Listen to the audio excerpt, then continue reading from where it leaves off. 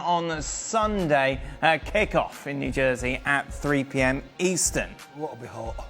It will be. Who do you think is going to play? I don't think it plays a factor at all because PSG is the same for PSG. They've all got European players, South American players, British players. It's the same sort of mix. The situation that will define it is that PSG keep the ball better. Chelsea will have to run around the pitch more. It's hot, so that'll make it harder for Chelsea. So that's how the heat will make an impact. Ultimately, how do you see this going, Augie? PSG win easily. We were saying before the way here that PSG played 3 European teams, 4-0, 2-0, 4-0. That's 10-0 on aggregate. I think Chelsea are going to be another one that loses quite heavily to PSG. All right, well, Chelsea's saying all the right things before their big final, but Dan, it's going to be a massive uphill battle for them. But Reece James says he doesn't care about stats or previous forms from teams. They're just going to go out there and prepare themselves as best as they can for this task. Thank you very much.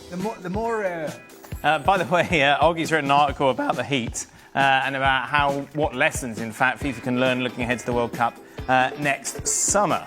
You know, the more that you hear some players talk, the more the mind boggles, really. Sometimes you just think, you know, who's educating these players to press conferences these days? You know, take Reece James for an example. When he said, I mean, we're the most British people, you know, maybe British people, a lot of them come to the United States, they travel all over the world. But where do the majority of British people go for the summer holidays? They go to Europe. Mm-hmm.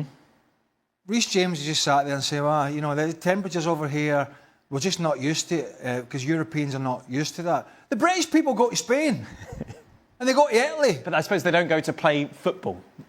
That's the thing, isn't it? They go there to the beach, they go to enjoy the heat. They're not used to... He just said the Europeans are not used to this. We have Enzo Maresca, who's another one that's been whining about it, and he's not been the only one. He's Italian. When the Italian season kicks off in August, it'll be 90 degrees, as it will be in Spain, as it will be in Croatia, as it will be in most places in sort of Western Europe. In the summer, it gets damn hot in Western Europe. That's why most Brits take the 2-hour or 2.5-hour flight for their holidays there. And yet we have players and managers sitting saying Europeans are not used to the temperatures in America in the summer. I mean, what absolute drivel. The one thing that I think some of them are not used to, and it has been more prevalent this year, is the humidity. The humidity has been worse than the heat this year. I'll give you that. Yep.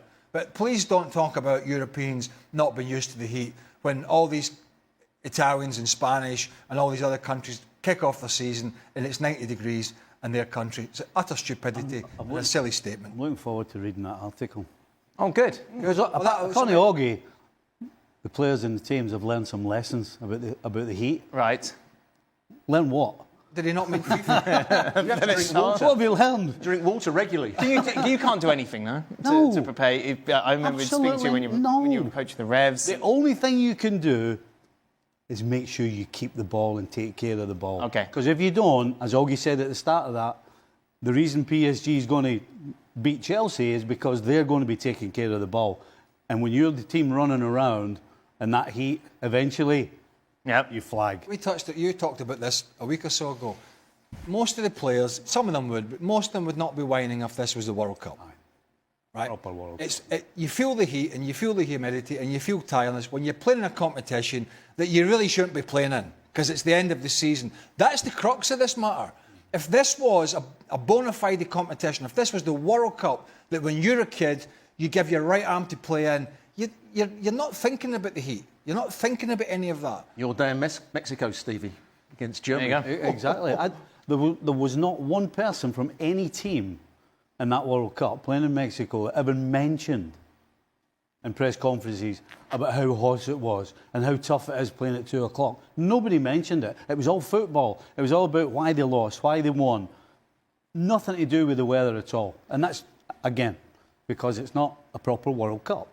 Chelsea, of course, through to the final thanks to 2 goals from João Pedro, their latest signing in the semi-finals. Stevie, we haven't spoken to you properly about João Pedro since he did this, of course. I think it's a fantastic signing. Really? I actually was hoping that maybe Liverpool might try and sign him, obviously before the whole Wiedz thing came around. Because I think he kind of reminds me of Bobby Firmino a little bit. He's more athletic. than Bobby Firmino, but he'll score goals and he'll absolutely connect things in the middle of the park, and he'll connect things in and around the box as well. I think he's a fantastic So you think he's a midfield player rather than a centre forward? No, I think he's a Bobby Firmino. I think that's what he is. And watching this Chelsea team without Jackson up front, with João Pedro up front, I thought they looked a completely different team. I thought they looked way better going forward. I thought they looked exciting. I mean, I think João Pedro's a great player. So he starts before 𝗛𝗓𝗓? Yes. But correct me if I'm wrong, didn't at times João Pedro last year play in the team when Welbeck was playing? Yeah.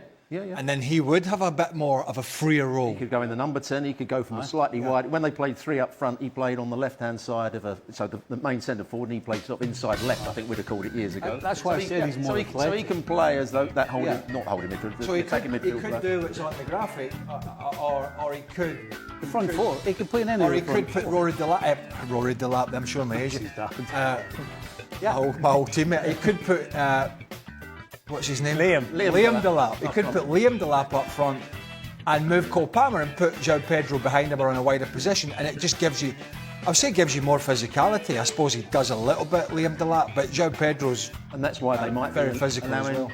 𝗛𝗏𝗡𝗘 to go to Arsenal, because they can see João Pedro can do two jobs. So it's Nico Jackson third on the list now? Absolutely. Yeah. Listen, he would have had to have kept his it has to be said, his very good early season form of last year, where he was excellent. Not just his goals, but his link-up play, his movement, his running off the ball. Everything was great for 5 months, and then it just fell away.